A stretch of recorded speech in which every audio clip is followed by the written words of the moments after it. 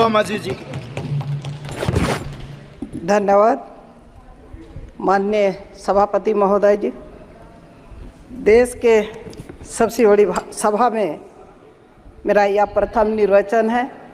इस गौरव के लिए मैं देश की जनता को अपनी संसदीय क्षेत्र के मतदाताओं के प्रति हृदय से आभार व्यक्त करती हूँ। मैं न्याय और विकास के लिए सदैव इनके साथ खड़ी रहूँगी। सभापति महोदय, सरकार के द्वारा माननीय राष्ट्रपति के अभिभाषण के माध्यम से अपनी प्रशंसा की है और भविष्य की योजनाओं के सपने दिखाए गए हैं। सभापति महोदय, अभिभाषण में स्थिर और स्पष्ट बहुमत की सरकार की वर्तमान सरकार की चर्चा की गई है। तकनीकी तौर पर सदन में सरकार को बहुमत तो प्राप्त है, परंतु जनता की नाराजगी स्पष्ट रूप से व्यक्त हुई है। आपके माध्यम से मेरा आग्रह होगा कि सरकार देश के मतदाताओं की भाषा को समझ ले, उनके अनुसार नीतियों अपने व्यवहार में परिवर्तन लाए, देश की बात करें, न्याय की बात करें। 18वीं लोकसभा के चुनावों की भाषा स्पष्ट है। स्थिर और स्पष्ट बहुमत की सरकार ये नहीं है। दुनिया की सबसे बड़ी, सबसे तेज़ी से बढ़ने वाली अर्थव्यवस्था की बातें अभिभाषण में की गई है। 2014 में 11वां स्थान से 2024 में 5वें स्थान पर आ चुकी है। लक्ष्य तीसरी स्थान पर लाने का है। मैं झारखंड के कोल्हान क्षेत्र का प्रतिनिधित्व करती हूँ, जो जनजातीय बहुल क्षेत्र है। इन आंकड़ों का मुझे पता नहीं, परंतु अपने क्षेत्र में आय के साधन, गरीबी, बेरोजगारी, बीमारी को देखकर यही लगता है कि अर्थव्यवस्था का समता मूल्य न्यायपूर्ण बंटवारे पर अभी हमें और बहुत कुछ करने की आवश्यकता है। महोदय, सरकार ने बीते 10 वर्षों में 4 करोड़ पीएम आवास का वितरण किया है। महोदय, मैं आपके माध्यम से सरकार का ध्यान आकृष्ट करना चाहती हूँ।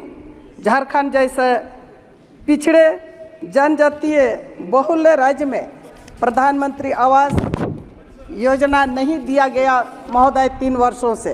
राज्य सरकार के द्वारा अपने सीमित संसाधनों में अब वो आवास की योजना चलाई जा रही है, जो राज्य की आवश्यकता से कमी है, काफ़ी कमी है।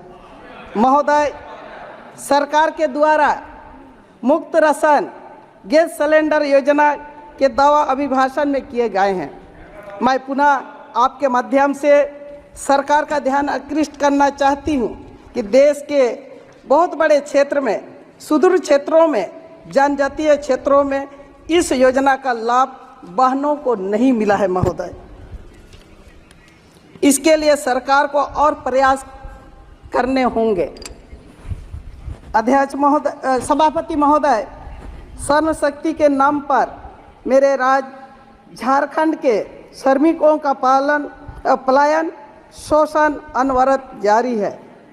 गरीब अपने अधिकारियों से अभिज्ञान खान मजदूरों, दूसरों प्रदेशों में जाकर काम करने वाले श्रमिकों को अनकरण, छटनी, बेरोजगारी, बीमारी से जब तक नहीं बचा पाएंगे, उनका सम्मान की बात करना बेमानी होगा। महोदय, इसी तरह से युवाओं के लिए भविष्य के साथ सरकार की विसन्नता खतरे में है। नीट पेपर लीक की जांच जिस प्रकार से की जा रही है, युवा को भरोसा सरकार से लगातार उठता जा रहा है। आपके माध्यम से सरकार को आगाह करना चाहती हूँ कि युवा देश के भविष्य है और उनकी ऊर्जा का हमें सही इस्तेमाल करना होगा, तभी देश का विकास होगा।